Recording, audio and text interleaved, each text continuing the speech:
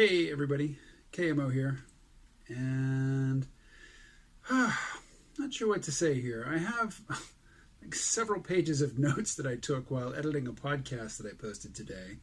I was taking the notes thinking that I would use them to craft my closing remarks, and as so often happens with podcasting and me just talking into a mic without actually scripting something out in advance, I went on at length and didn't get to anywhere close to covering all of my notes, but I don't think I'm going to try to go into them now. Today's podcast, it's episode, C-ROM podcast, episode number 500 and... These things all just blur together. It's, 539.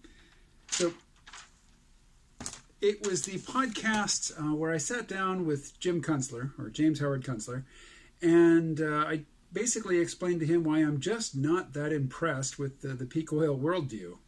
The predictions made in its name have not borne out, and people are making the exact same predictions with the exact same arguments now that they were using over a decade ago to say that collapse is imminent.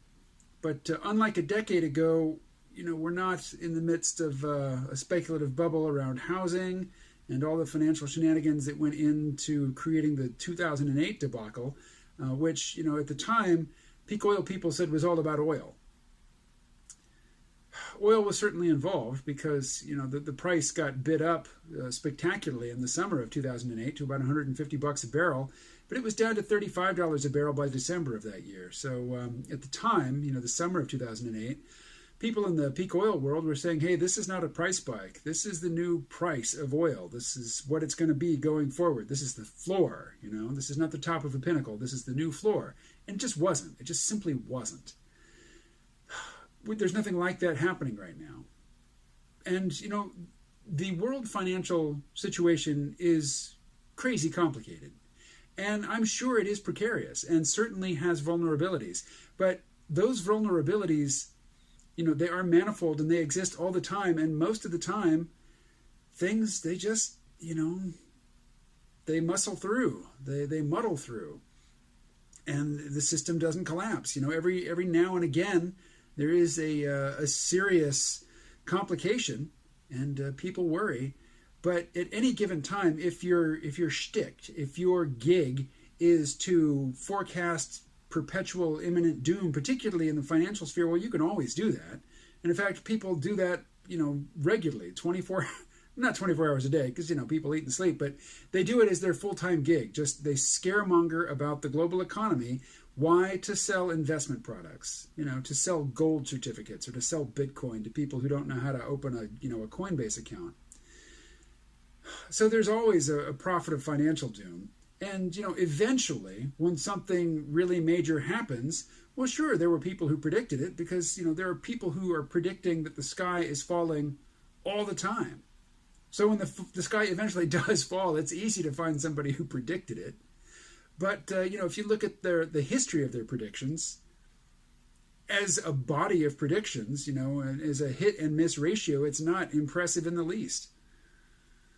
I'm not going to mention names here, but they are certainly people, not just one, but many people I have interviewed over the years who, their claim to fame was, I predicted the 2008 financial crisis.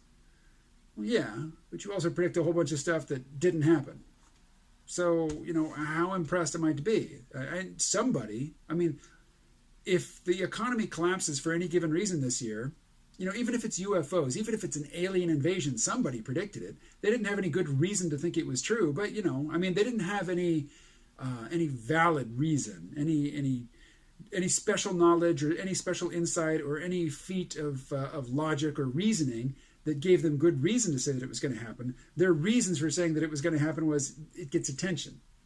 And in this economy, you can turn attention into money. So pay attention to me! Anyway, really, isn't that the point of these daily videos? Pay attention to me? Not so much. If it were, I would find a single topic and talk about that every single day. Really. That's how you build an audience on YouTube. Right now, I am just establishing a rhythm and finding the tools, and this phone video thing is really just for the moment. I am hoping to move onward and upward very soon. All right. Ramble, blah, blah, blah.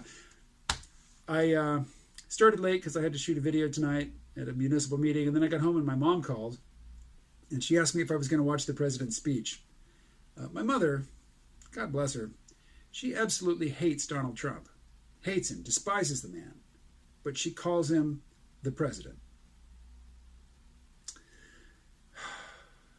I really don't like to hear. I don't care for the guy. I didn't vote for him. You know, he's the president of my country, and I wish him well in that respect. You know, in that role, I wish him. I hope that his efforts to find and chart a prosperous course for the people of this nation are successful. I hope that's even a priority for him. I'm just not down with the relentless, just vicious attacks against him, particularly the ones with just that are just total fantasy based.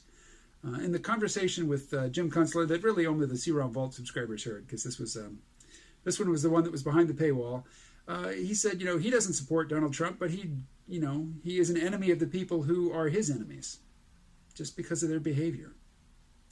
Anyway, I won't go on a whole social justice warrior tear, because it's a pointless, fruitless topic, and one for which I have very little enthusiasm, even though it comes up from time to time, because, I do live in a society that has gone more crazy than it's been for most of my life.